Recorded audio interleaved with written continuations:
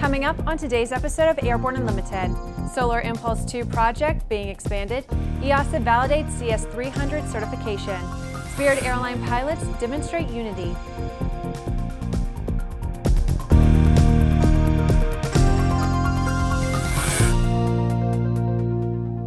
I'm Bree Cross. It's October 14th, 2016, and this is Airborne Unlimited. When the Solar Impulse 2 aircraft completed its circumnavigation of the world earlier this year, we were reminded that the story was not about the airplane, it was about promoting the use of renewable energy. Now the focus appears to be changing to the aircraft itself. The French news service AFP reports that Solar Impulse co-founder Andre Borschberg told reporters earlier this week that an unmanned version of the Solar Impulse is in the works. Co-founder Bertrand Picket said that the goal is now to show a practical application for their solar-powered airplane, according to a report from Yahoo News. The planned aircraft could loiter at altitudes of about 12 miles for months, according to the Swiss innovators. Among the potential uses would be relaying internet signals into areas where the infrastructure does not support terrestrial connectivity. It could also be used to collect agricultural data that is currently difficult to gather. Borschberg, the team's lead engineer, said that the group is currently evaluating the benefits of moving forward with an unmanned version of the aircraft. EASA has awarded type validation to Bombardier's CS300 aircraft, which is the precursor to a first delivery to CS300 launch operator airBaltic. Bombardier's first CS300 aircraft delivery to airBaltic is scheduled for the fourth quarter of 2016. Robert Dewar, the vice president of the C-Series aircraft program, said in part, quote, "Our focus is on the completion of the first production CS300 aircraft for launch operator airBaltic as their teams focus on completing their pilot and crew training for the first delivery later this year." Bombardier's Francois Caza added, quote, "We fully expect that the CS300 aircraft's upcoming delivery and entry into service with airBaltic will be as successful as the CS100 aircraft with Swiss." Bombardier's smaller CS100 airliner, which was awarded type certification by Transport Canada in December 2015 and type validation by both EASA and the FAA in June 2016, successfully entered service with launch operator Swiss in July 2016. After the break, Spirit Airline pilots joined together at DFW. The Bristol light sport aircraft is what you are looking for. The Bristol is wider than a Cirrus, faster than a Skyhawk, offers more storage than a Husky, and comes standard with Garmin avionics. So what are you waiting for? Visit Bristol.com to find out how you can get into a Bristol today. Redbird is quickly becoming the industry standard for flight training. Since Redbird introduced its revolutionary FMX in 2007, colleges, universities, and flight training operations around the world have integrated Redbird products into their curriculum. It's time to discover what Redbird can do for you. Join the migration. Based on the popular Sling 2 LSA, the Sling 4 was designed to be the most practical and desirable lightweight four-place experimental aircraft on the market.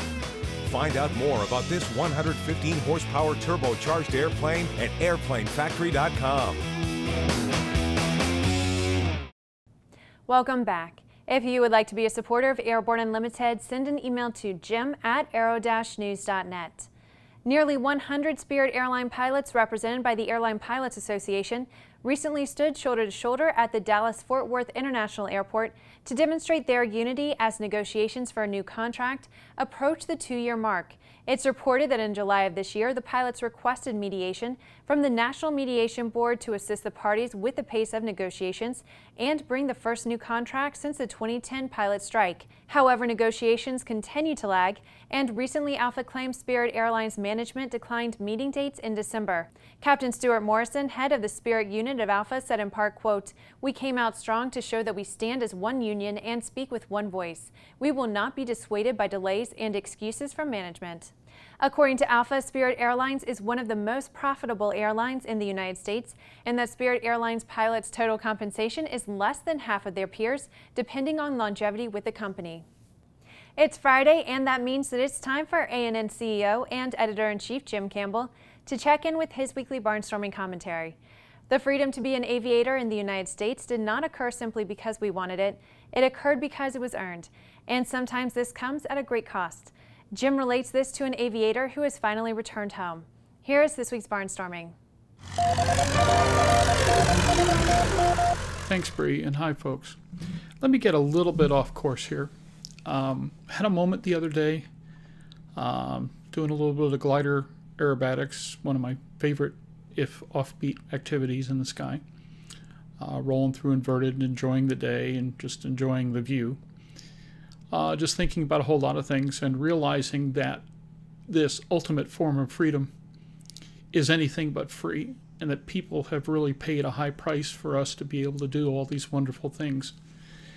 And what really caught my attention in this vein was a story that's been going on for many years and reached kind of a conclusion, if you will, just in the last few days. In 2006, an Air Force F-16 pilot, Major Troy Gilbert, was going to the aid of a helicopter and ground forces over Iraq. And as combat, and especially Iraq, had a tendency to do, a fatality resulted when the Major went down in the F-16. It was tragic. To his friends and his family, it was the worst of all possible things.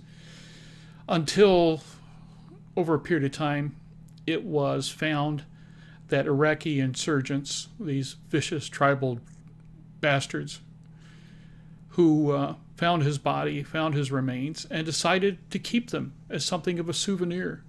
And for year after year, they would trade these or move it around, these remains, this poor Major. And in fact, at one point was even featured in some propaganda video and the like.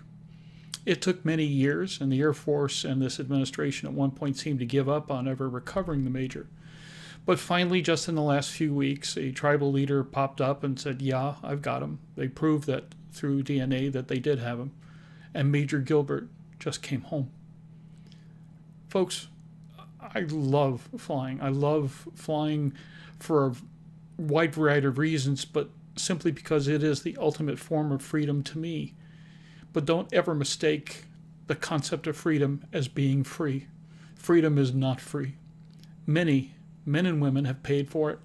Major Gilbert paid the ultimate price. His family went through 10 years of hell, not just in his loss, but all the theatrics and barbarity that occurred through the transfer and trading of his remains. And now he's home. He'll be taken to Arlington. He'll be given the honors that are due. His family will finally get a chance to stop grieving and look to the future. A future that was made far more secure, far more free, and far more available to all by the sacrifices of Major Troy Gilbert. Just think on it, with all the crazy things that are going on right now and the crazy politics and the weird way this country seems to be going on, that ultimately incredible men and women of unimpeachable character and incredible courage make it possible for us to be this free. Freedom is not free. Ask the family of Major Gilbert. For the Aero-News Network, Airborne, and Aero-TV, I'm Jim Campbell, and I am in awe of such men. After these messages, Norwegian to hire cruise in Florida. Explore no-limits flying in the FAA-certified Sea Ray Amphibious LSA, one of the top 3 best-selling LSAs in the U.S. Progressive Aerodyne Sea Ray comes equipped with a Rotax engine and exhibits extraordinary handling on land, water, and in the air. Check it out at www.searay.com. Sandia introduces the new SAI 340 Quattro TSO'd airspeed, attitude, altitude, and slip. With integral backup battery, safety never looked so good. See it now at www.sandia.aero.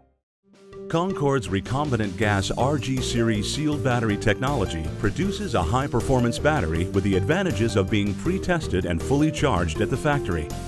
Find out more about Concorde's entire line of batteries at www.concordebattery.com.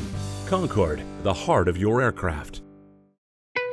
There's a difference between charting a steady course and pushing for the ceiling.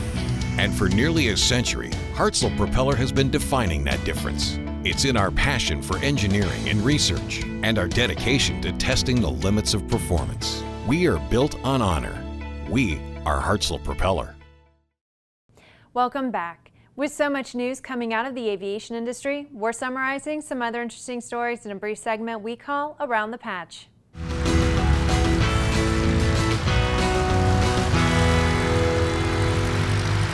Norwegian has announced its intent to recruit and hire American pilots for its crew base at Fort Lauderdale Hollywood International Airport. The airline aims to hire a large pool of American pilots to ensure adequate staffing for its aggressive aircraft delivery schedule. Registration is now open for the 5th Annual General Aviation Manufacturers Association Build-A-Plane Aviation Design Challenge. This competition uses aviation to promote science, technology, engineering, and mathematics skills among U.S. high school students. The FAA has proposed a $78,000 civil penalty against Amazon.com for allegedly violating the hazardous materials regulations. The FAA alleges that about 1 year ago, Amazon offered FedEx an undeclared shipment containing a flammable liquid for air transportation. An Alaska Airlines passenger checked baggage with 2 buckets full of fish and formaldehyde without declaring the contents to the airline. One of the buckets leaked in flight, some of the other baggage was ruined, and the airline has contacted the passengers to discuss compensation. A passenger on Norwegian Air plugged in his e-cigarette for charging.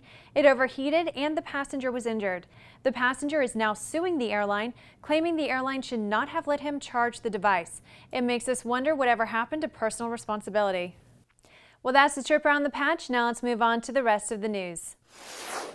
The Augusta-Westland AW-169 helicopter has further strengthened its presence in the market with orders for the aircraft from operators who've already experienced its excellent capabilities and a new customer in the Republic of Korea. Heli Korea has ordered 2 aircraft for emergency medical service missions in the Republic of Korea, where Leonardo has experienced significant success in recent years. Furthermore, Lease Corporation International, based in Ireland, signed a further contract for 3 additional Augusta-Westland AW-169s. This augments their fleet of 15 new helicopters on order or received this year. These aircraft are expected to be delivered in mid-2017. Leonardo has also signed a framework agreement with Specialist Aviation Services of the UK for 6 additional Augusta-Westland AW-169s. The aircraft are expected to be delivered between 2017 and 2019. This latest agreement brings the total number of AW-169s for the UK market to almost 20. Well, that's our program for today. Remember that Airborne Unlimited is streamed daily, Monday through Friday, with additional breaking news bulletins for important stories that fall outside of our normal deadlines. If you're watching us on YouTube, please subscribe and don't forget to check us out on Facebook and Twitter. Get comprehensive real-time 24/7 coverage of the latest aviation and aerospace stories anytime at aero-news.net. Have a great weekend. We will see you Monday.